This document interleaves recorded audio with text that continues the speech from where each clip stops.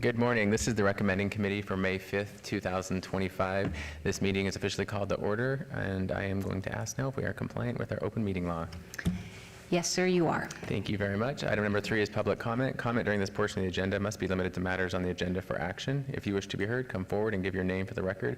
The amount of discussion as well as the amount of time any single speaker is allowed may be limited. Please step forward if you would like. Hearing and seeing none, we'll close public comment. Moving on to item number 4 for possible action to approve the final minutes by reference of the April 14th, 2025 recommending committee meeting. I'll entertain a motion. Move to approve item number 4. We got 2 motions there. Yeah, I guess. Go ahead. Please vote and post, and that item passes. Moving on to item number 5. Bill number 2025-3 for possible action, ordinance concerning the City of Las Vegas, Nevada Special Improvement District number 1485, Alta Drive, landscape maintenance FY 2026, providing for the payment of the cost and expense of maintaining street beautification improvements, assessing the cost of maintenance against the assessable lots, tracts, and parcels of land benefited by said maintenance, proposed by Joey Paskey, our Director of Public Works. Hello, sir. I'll turn it over to you. Good morning, Mayor Pro Tem and members of council. I am Zalala Malamu, Engineering Project Manager with the Department of Public Works for the record. This ordinance is regarding Special Improvement District 1485, Alta Drive landscape maintenance. SID 1485 consists of 37 properties along Alta Drive between Rancho Drive and approximately 275 feet west of Lacey Lane and Ward 1. This district covers the annual cost of landscape maintenance, utility services, and plant nutrition.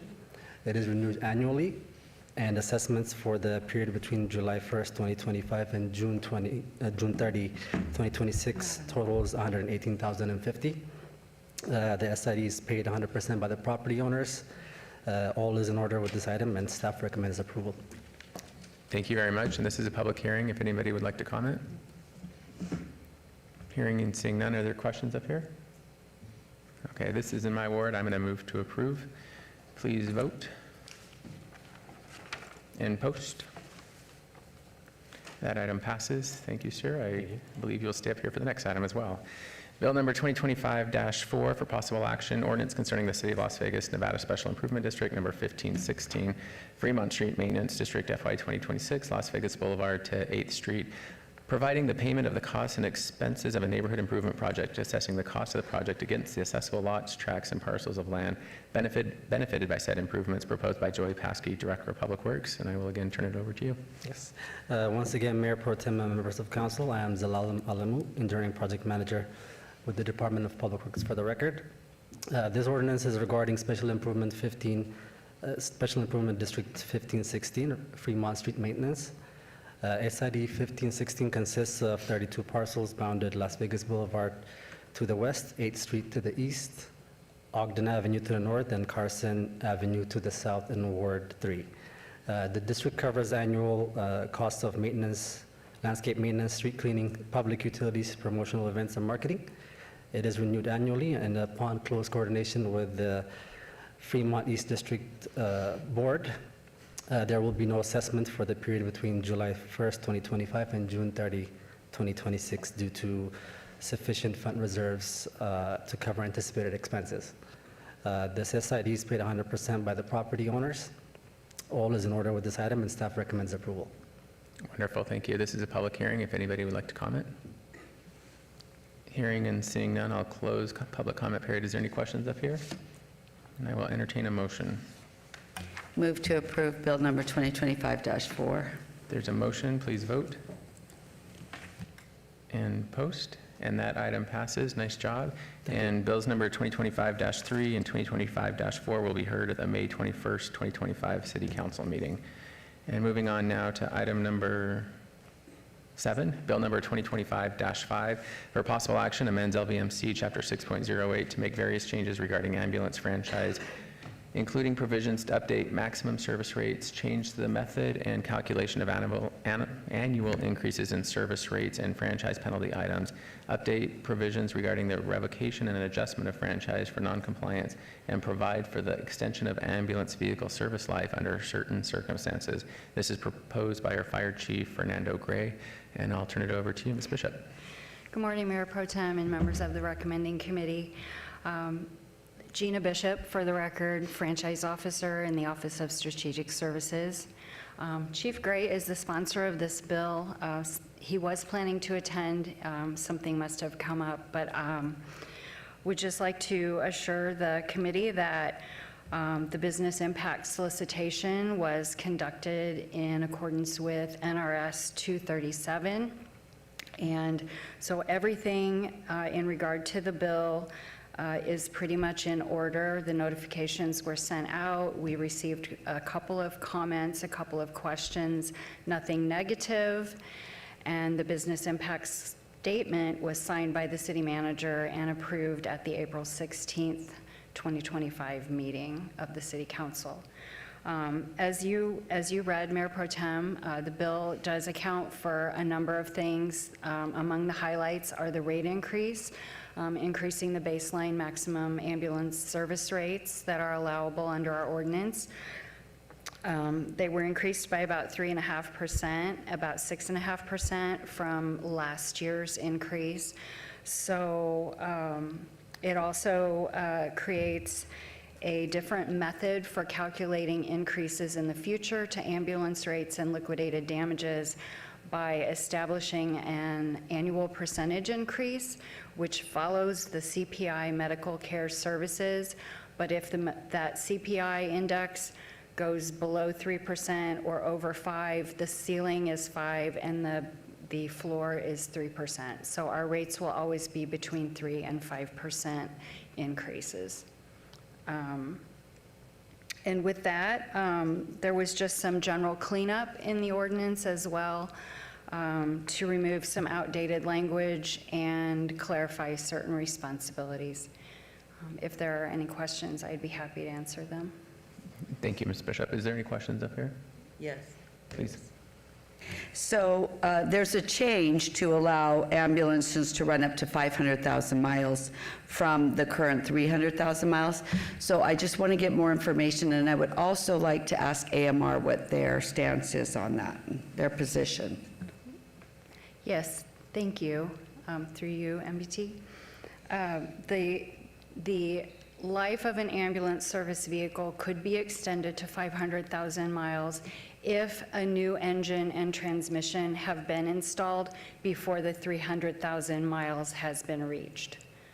So that we currently have, based on the last reports turned into the city, we have about a dozen units that are approaching that 300,000 mile mark that could reach, could be eligible to expand their lifetime to 500,000 miles if those conditions are met, if there's a new engine and if there's a new transmission installed prior to reaching the 300,000. I got a follow-up question. Ms. Gina, when you say "we," you mean on LVFR, or are you referring to AMR?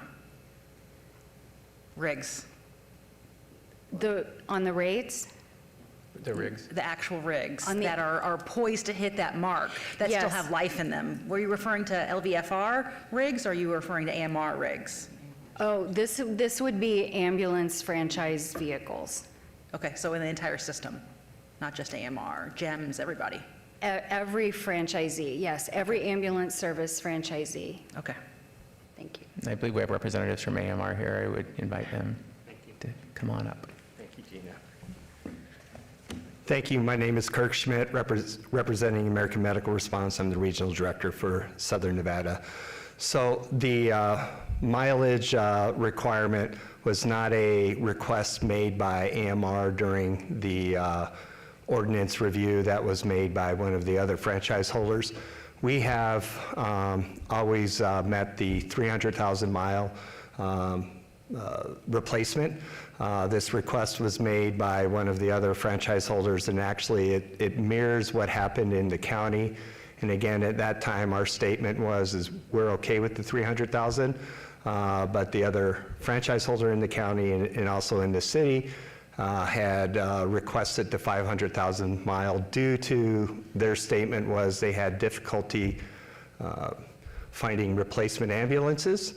and they would have to go through the open market to do replacement ambulances, and because of the size and scope of our parent company, GMR, we have no issue with the 300,000 mile. Any questions? Thank you, Gina.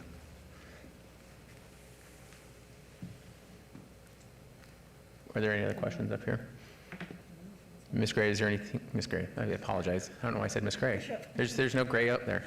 Bishop, do you have, Ms. Bishop, do you have any other comments regarding this ordinance change? No, Mayor Pro Tem, other than staff does recommend approval. I Okay. just have one more question. Yeah, please. So you are, AMR, sorry.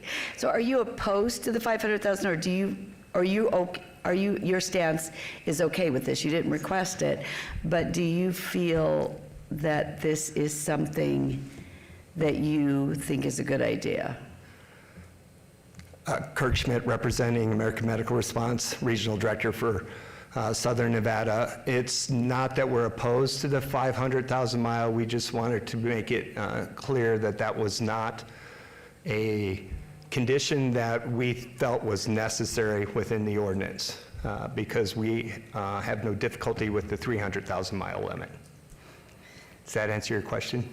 I think so. Thank you. Regarding the ordinance change, because I know there's been a number of conversations and a dialogue that's been going on for months now, is there any other thoughts that you would like to put on the record before we vote on this here?